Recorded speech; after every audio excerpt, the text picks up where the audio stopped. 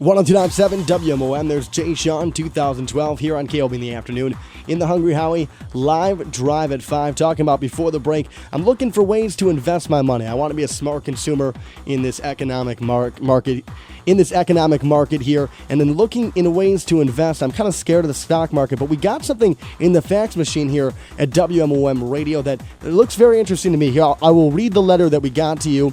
It says, "Greetings. May I use this opportunity to introduce myself to you? My name is Charles Taylor. I'm the son of the former president of Liberia, a country in West Africa.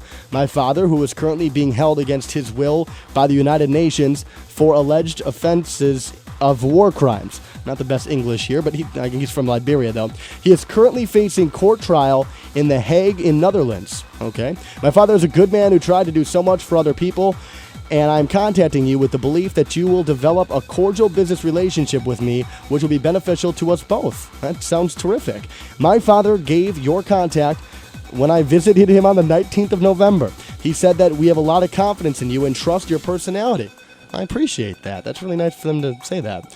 My father keeps a sum of $177 million in the bank in the vault under his friend's name, a foreigner from your country. As the next of kin to his friend, he recently died, so the money is tied up. My father directed me to use this money for investment purposes, specifically in your country. I promise to give you 30% of the total funds for your assistance and 10% of the profit after tax for 5 years. I am currently in a refugee camp here in Tanzania, and I have made contact with the bank manager of the bank where my father deposited the funds. I have also inspected the funds and confirmed that it is still with them, and they will release them to me as the next of kin.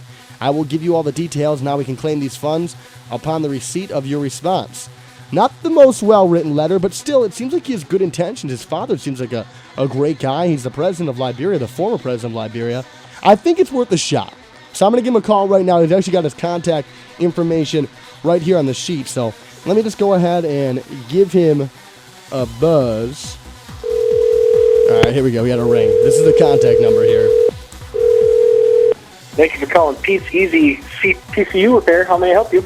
Would you say, I'm sorry, you said this is a computer repair?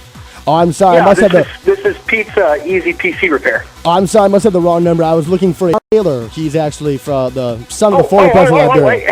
He's actually he's in the same building. He's practically in the next cubicle. Let me get him for you. You ready? He's in the next cubicle. Sure. Okay. Yeah. Let me grab him. Charles. Hello. This is Charles. Oh, okay. You sound a lot like the PCU guy. Hey, I'm calling because we work in the same business. Oh, okay. I'm calling because I got your letter, and I guess you could call me a potential investor. But I got your letter, and I wanted to find out more about what was going on with this investment. What letter did you get, sir? I'm sorry.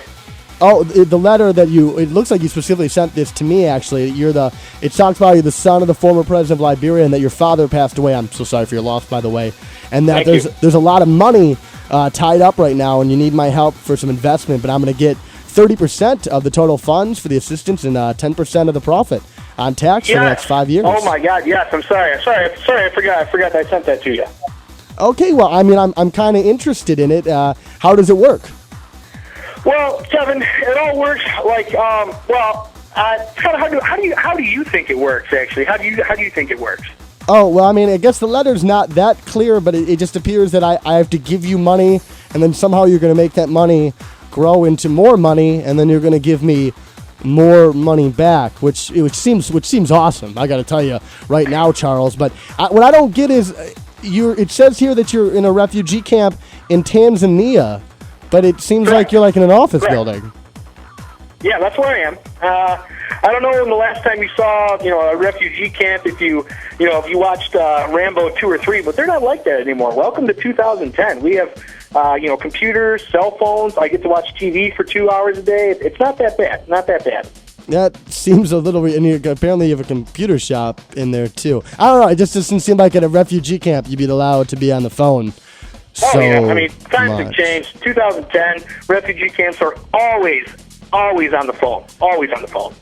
Okay, I mean, well, I guess, I don't know. I mean, it seems risky, but I guess all investments are risky, right? You got to put your foot out there in the water. You got to Yeah, you got to spend money to make money. We take MasterCard, Visa. We take rare baseball cards.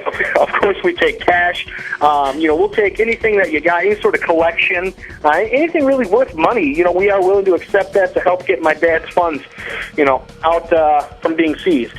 I don't know about this. The more I read this letter, because it's not even like good English. From Tanzania, so I don't speak English that great. Right, but you don't sound like you're from Tanzania. I've heard about this stuff. I think this is a scam. These have been going around all around Ludington and Pentwater and all around the areas too. This sounds like a scam, and I can't send money to you. It sounds like you're just going to take my money and run with it, man. Listen, Kevin, I would not take a stranger's money. Where am I going to go? I'm in a refugee camp. I can't go. I can make calls. You know what? The gig's up, Kevin. This is a scam. I do. See, I told you. It sounded like a scam. It's a little shady. Dude, I don't even know where Tanzania is. What are you doing, dude? Come on. You sent me this letter, and you're expecting people to send you money back, dude. This is so dishonest and just shady. Times are hard right now. Times are hard. I'm trying to make a buck or steal a buck. Whatever I can do to get a buck. Really. Come on. All right, dude. I obviously don't agree with what you're doing, but make me a promise. Just stop bothering Ludington. Stop bothering the great people of Ludington around this area and do what you have to do. If you can get idiots to give you money. I wasn't even really close to giving you money, but if you can get idiots to give you money, whatever. Just don't bother Ludington anymore, dude. But you know what? Let me take Ludington off the map. I'm actually sitting in front of a map right now. I'm crossing off Ludington. What about can I still hit Pentwater? Are you within Pentwater? No, don't hit Pentwater. Dude, if you have to do anything, listen, take Manistee, okay? Manistee's fine? Manistee's fine. Just don't touch Pentwater, okay? Okay, I'm staying out of Pentwater, and I'm staying out of Ludington, going full blast into Manistee. All right, I guess, dude. I really don't agree with what you're doing. This is unbelievably shady. But listen, while I got you on the phone here, can you throw me back over to Pete's computer repair? Actually, I'm having a problem with Windows Vista. Oh yeah, sure. Let me get Pete back on the phone. Hello, this is Pete. Hey, is this still Charles? Is Pete? Charles just handed me the phone. Thanks, Chuck. Hey, by the way, you should tell Chuck he's got to get a better business model and stuff like that. That's just, the way he's fleecing people like that, it's inappropriate. And I've been telling him for days that he needs to get a better business model, but he thought that, his dad being the president of Lebanon and everything, he could maybe get a buck or two. That's not even the right country. It was Liberia. But anyways, listen, I'm glad I'm talking to you. I got some issues with my computer with Windows Vista. What's the best way here? Do I need to send it into you? How do we go about that? Yeah, go ahead and send me in your computer with a blank check filled out with your name, all those good things, and then I'll fix the computer, mail it right back to you, and then fill out the check for the amount that it costs, and we'll go from there. Okay, so you're just going to fill out for how much it costs. I guess that saves time. All right, so just send out the blank check over to Pete's Computer Repair? Yeah, it's for your service. Go ahead and send it to us at 734 Main Street, 21 Milwaukee.